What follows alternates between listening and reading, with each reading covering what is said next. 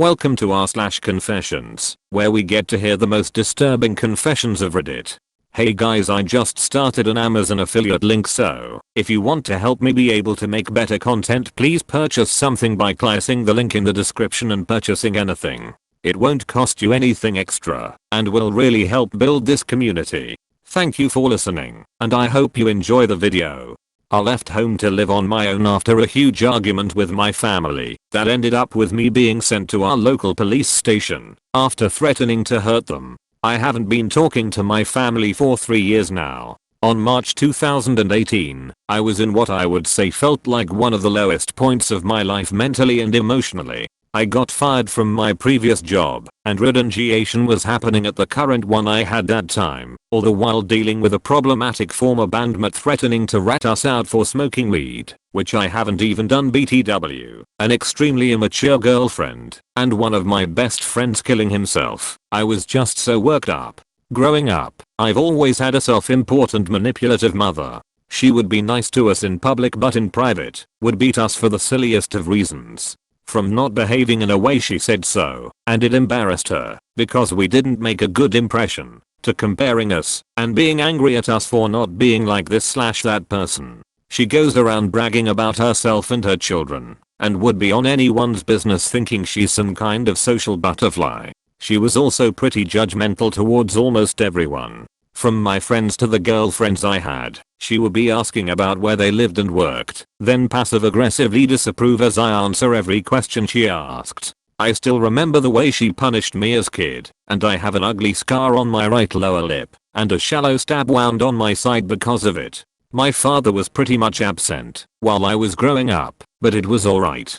He was able to provide for us what we need, and with a little saving, what we want. He used to work 2, maybe even 3 jobs to make ends meet, and I only started seeing him often when I was 15, when he got promoted and stopped working multiple jobs to focus on just one. I don't really blame him. I tried to understand, and now I actually know what it feels like to try to earn a living.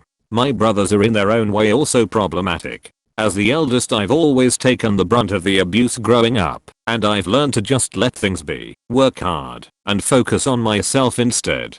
My second brother is a philosophy major who's pretty vain and full of himself. He thinks he's cut above the rest because he likes to work out, read books and pursue knowledge as he calls it, in everything he does. He's also pretentious in a sense that even something as mundane as getting a haircut has to have meaning. I remember him talking to our father about the reason he likes shaving his head is because it's empowering, and in some cultures, long hair is shameful and baldness means free of shame. What's kinda funny is that I've always had long hair, and whether or not that was meant to throw shade at me, I don't know. My youngest brother, on the other hand, is just a naive teenager who can sometimes get in the way. He can be annoying as he is a bit inept, but he tries his best to improve and is honest about himself, so I don't blame him for it. I went home after my last day of work that time, and I told my parents I wanted to take a break for a few months because I've been feeling a lot of stress. My mother then proceeded to viciously complain about how irresponsible I was and that I quit my job to play video games and spend my money. As I've been dealing with a lot of stuff that time, and learning that one of my best friends, who I trust with my life, had killed himself, I just got angry, and shouting told them that I've been the one paying for the groceries for the past 4 years, I'm the one feeding you all, and you should been smart enough to acknowledge that instead of being full of yourselves, and thinking you're better just because each of you are doing something that I don't. My brother then told me that I needed to develop deep thinking habits to manage my emotions, which then had me say enough of your pretentious philosophy bullshit. My friend just fucking killed himself, and you want me to be all zen about it? Do you even know what you're talking about? You go around looking down on others for not knowing what you know, when you haven't even had any experience of the real world yet. Get a job and a girlfriend first, then let's see how far your ridiculous philosophy application takes you. He looked offended, then smugly said, you have accomplished things, true, but your goals are trivial. Mine surpasses the average person, and in time I believe I will. With my voice still raised, I then told both of them to fuck off, and one more word, I'll fucking break both of your necks, the both of you. Silence then filled the room and somehow I found myself hysterically laughing at myself. I got scared at what I said, that I went to my room, locked myself up, and slept without dinner. The following day an official from the local police station knocked on our door looking for me. They said someone reported some screaming, and they heard a guy threatening to kill someone. I went with them to the station, and decided to completely just be honest about it. I guess I just got lucky enough that the chief officer in there knew me and my family, and that I was let go without any problem at all. I then left home after 2 days. I couldn't even look them in the eye when I left, and at the time I'm not sure if I wanted to because of all the abuse I endured since I was a child. In my mind I wanted them all to suffer, but I didn't want to have to do anything with that, so I left. I rented a cheap apartment in the city, found a new job, saved up money, and went on with my life. Sometimes I look back thinking what might have been if I never said that. Would I still be living with them, and whether my life would be better or worse than the one I have now? It's been 3 years since then. I'm 27 now, and I'm still not sure if I wanna go back there or get in touch with them. I admit I've been used to my life now that I've been starting to think about major decisions. I now run a small business, and I plan to be able to go abroad once I turn 30, but again I'm not sure yet what to do about them. Now for the next story. I harshly told some random guy on Instagram that he's a lonely simp, and I feel bad about it to this day. I remember some months ago I was looking at memes on Instagram and came across a TikToker post of some boy pranking his girlfriend and them both having fun with it. In the comments was some random guy talking about how what the boy in the video is doing is mean and disrespectful to women's feelings. Other people replied saying they were both having fun and not to worry about it. Several replies in, commenter was slowly beginning to understand and calm down. I was high on ego and edge that day and butted into the convo with the last reply in the thread which seemed to have made him stop talking for good. As best as I can remember, I critically told him something along the lines of good god bro quit trying to simp cause you probably don't have a girlfriend. Go get some friends and get laid.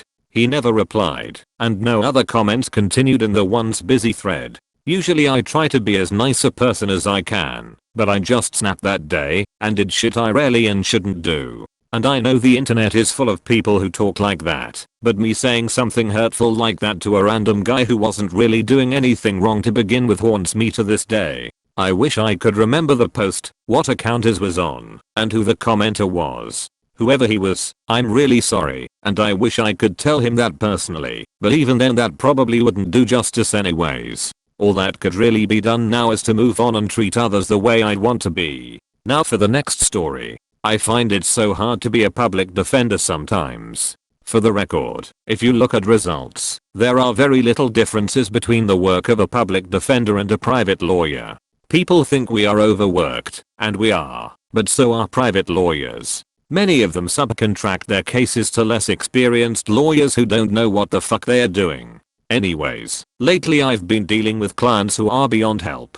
I had this one client who was facing life in prison without the possibility of parole or life with parole after 20 years for murder. All she had to do was shut the fuck up in court and wouldn't. I told her this. She wouldn't and just got sentenced to life without parole. Then she looks at me and accuses me of selling out. I just got a child molestation case dumped on me after the client's private lawyer dropped the case because his family couldn't pay him. I asked my client if there could be any more victims, and he said no. I told him I don't care what he did, I need to prepare for what the DA throws at me. We did our Zoom arraignment and the DA announces that she's just filed 3 new charges against him. I reviewed the charges and they are credible. Now for the next story. I'm tired of people complaining about snowflakes. This is a bit of a rant, so sorry in advance. But am I the only one who's tired of this narrative that this current society is extremely soft and easily offended? I came across this article saying that The Office wouldn't be able to run in today's society because it would get cancelled straight away, which is absolutely not true. I saw so many boomers in the comments agreeing with the article too. First of all, it was the most streamed show of 2020, meaning it's gaining more audience and fans and many people enjoy it. I know I'm not speaking for everyone, but I'm black and queer and find all jokes funny because the characters are portrayed as being ignorant and the joke is always on them. Also, I for one can't find anything really offensive in The Office, to be honest, apart from that one time they did blackface. So whenever people think we find it offensive, I get confused because I have no idea what they are talking about. I read this comment that says people are getting offended at the hypothetical proposition of other people getting offended, which makes so much sense because boomers are obsessed with calling us libtards and thinking we are sensitive simply because we are more open-minded and accepting of others and no longer rely on homophobia and racism to make a joke. Too many people are obsessed with this caricature of woke fans online, as though they are the dominant influence and represent an entire generation, which is just plain stupid. Which is ironic, because The Office nearly got cancelled after season 1 was released. There are shows that are way more offensive today, such as Always Sunny in Philadelphia, which is hilarious AF and is still running today, as well as Dave Chappelle being one of the most famous and funniest comedians. The Dave Chappelle has millions of views on YouTube and a lot of dislikes, so this narrative of this generation being sensitive is simply illogical and makes no sense. We are just more accepting and aware of other people's feelings. I feel like social media is a place where everyone can state their opinion to the public, whereas in the past people would instead send letters to production companies when they had a complaint by. Now for the last story. I hate my older sister so much that if she were to die today, no tears would leave my eyes, and only a big dumb smile would appear. I want nothing more than to see my sister Danielle fucking died, so I don't have to deal with her bullshit anymore, and my niece and nephew could be raised right. She's a terrible mother, sister, and daughter. So far, she spent her whole life acting like a spoiled rotten bitch, and she's gotten away with it simply because she's beautiful and has 2 kids. Her antics have driven our family to be at each other's necks. All she's ever done was lie and steal from us. My mom won't cut the bitch cause, in some ways, they act just alike. Money is the way they bond. When I was depressed 4 years ago, she manipulated me by persuading me to move in with her for proper sister bonding. Yet 4 days later, clothes, makeup, and TV all stolen. She's making fun of me online over Facebook and refuses to answer my texts over missing items. She did nothing but bring pain and trust issues to everyone she encounters. Plus, she's 30 something years old, but refuses to change her act to be a better mother for her kids. My niece is only 13, but constantly left to babysit while her mother goes out to live her best life. Over 13 years, she has been in and out of homes, all because she refused to leave behind her toxic partners. Accountability is a foreign concept to her. She has filled me with so much anger that I can't take her presence anymore.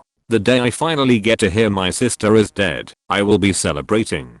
I will be drinking the most expensive bottle of champagne and run around in my house, but naked yelling the bitch is dead. Hopefully, I will get the chance to take a piss all over her gravestone too. Thank you guys so much for watching the video. If you liked it, please consider subscribing, as it really motivates me to make more of these videos. Have an amazing day.